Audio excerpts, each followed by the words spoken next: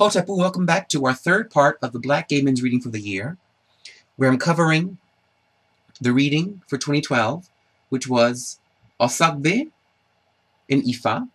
The Achi, or the Yijing Oracle, gave us 11th hexagram into the 7th hexagram, and the deity was Anpu, the Jackal Man, he who protects the divine in our community through technical clarity and understanding of the spirit.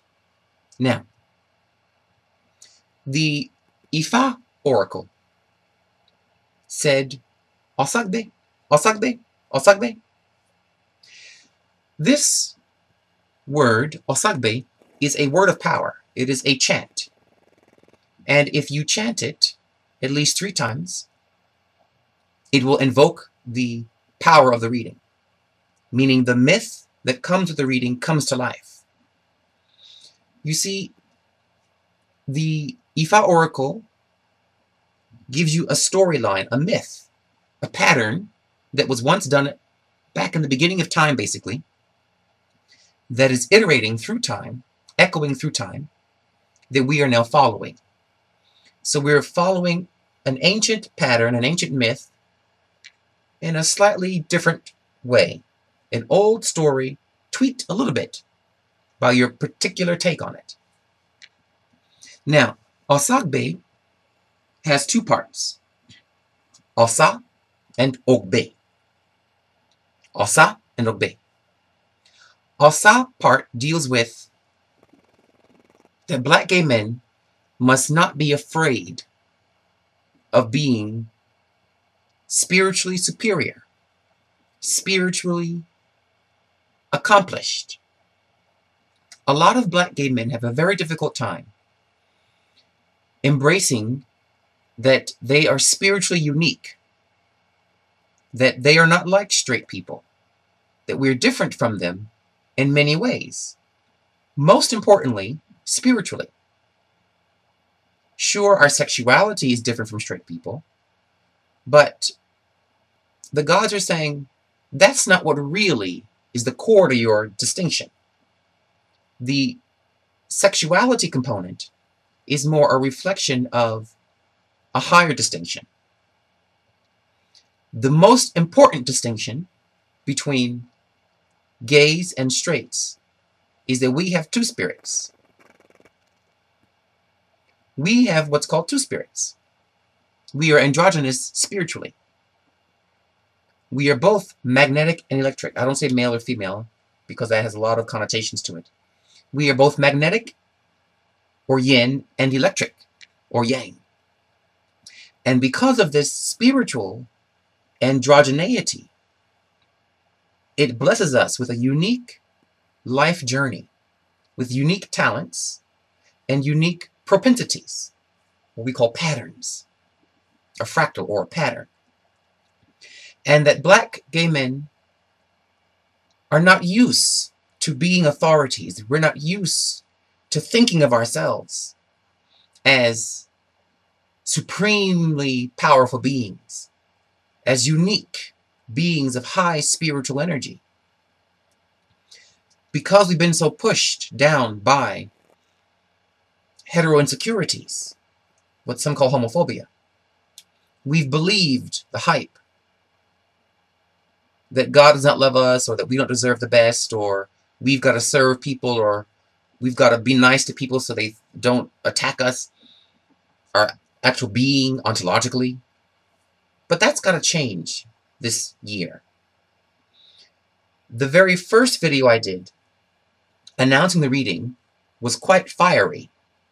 That was to shake up Black gay men, to kind of shake us awake. Because sometimes you have to yell a bit to make a person not walk across that street. So this part of the reading of Osa is challenging us to stop running away from who we are. Stop feeling cowardly about being bold and assertive about our spiritual superiority. Black gay men are much more able to be peaceful. You see, when you have men together, straight men, you don't think peace is going to be the result. That's probably the last thing you're going to think is going to be from that scenario.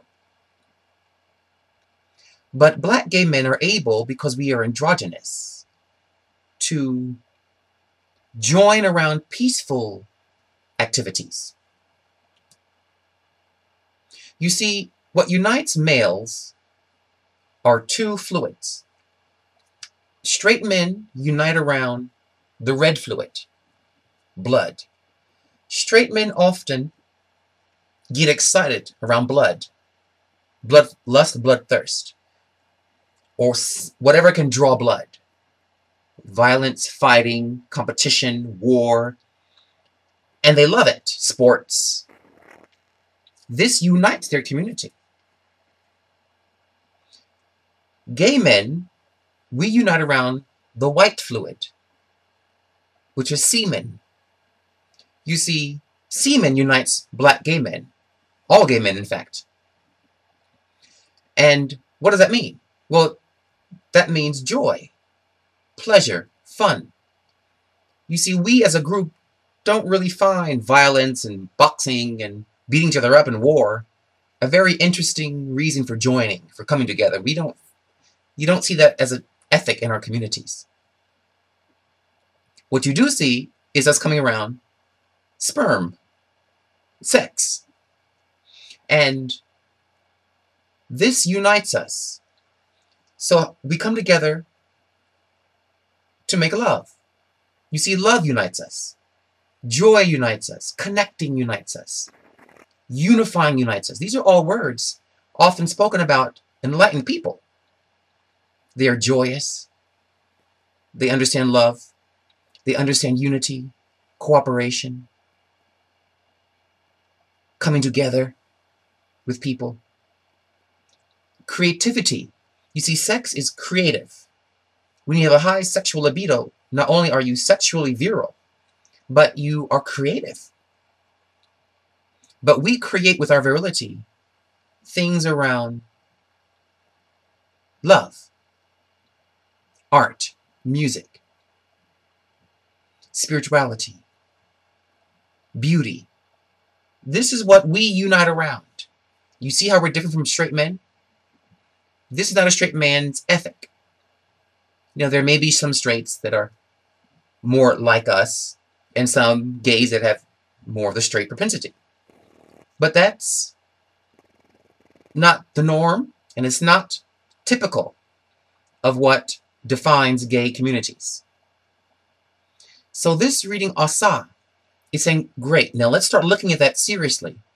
Recall in the first video in this series of the reading, Anpu came, and he's the god of technical understanding of a spiritual situation. Or any situation, but in this case of a spiritual situation, how to bring peace. For black gay men to be at peace, we must have a technical breakdown of what makes us unique. What is our spirit and how is it distinct? A, we are androgynous, spiritually, although our bodies may be male, physically, yeah? Our spirits are androgynous. As men, we do not unite around the red fluid of blood, but around the white fluid of semen, of love, of unity, of connecting with each other. Now, we need to understand that that impulse to join in brotherhood around the core of the white fluid and of love grants us certain powers from the universe. The powers of spirituality. You see, straight men are more apt to want to reproduce physically. Gay men want to create things spiritually. Things of a non-physical creativity. Art, music, divinity, oracles, chants, rituals, ceremony. This is what we're more apt to create. We procreate spiritual things. That's our unique talent. And to do this, the Supreme Being gave us the power to access all the gates. The gates are the words of power and the constellations. We can handle any word of power and any constellation. Straight men can't do that. I've been doing this work for about 15 years, and I've done ritual after ceremony, drumming ceremony, for perhaps a week, almost every week for those 15 years. And watching straight men versus gay men, straight men can't handle a lot of this spiritual stuff. It's way too sublime, way too non-physical for them. They can't go into trance very easily. It's very hard. They're very stiff. They're not very flexible with giving the ego away. To go into trance, you've got to submit the ego to the gods. And that's a thing straight men don't like doing. You've got to become very loose and emotional in order to become really a spiritual person. You've got to give in to the feeling of the drum and let it hit you and let it take you over. That's something that gay men are much better at doing. That's proof that we can access any gate. So, this Asa is saying that we have to not be afraid to say we are spiritually superior. It's our gift. We have a gift here. And that we as black gay men must assert that gift as the supreme astrologers, the supreme shamanic astronomers and shamans of the planet. The Ogbe part of the reading means light, eternal light. It means absolute success, absolute spiritual awakenings, and how to conquer all enemies. Once we stop running away from studying what does black gay spirituality look like in technical detail, once we stop running from that and we embrace it, and we embrace our magical power, embrace our shamanic powers, then a light will open, Ogbe. We'll be blessed by a light of a spiritual awakening. And this is, as my final words on this, the true source of gay pride. Gay pride is proud to be a shaman, because that's our talent. That's our unique gift and contribution to the world, is our shamanic genius. And as we're not beginning to embrace African gay spirituality, if we don't embrace that, we don't have the technical means of developing our genius, our gift, that the supreme androgynous being gave us.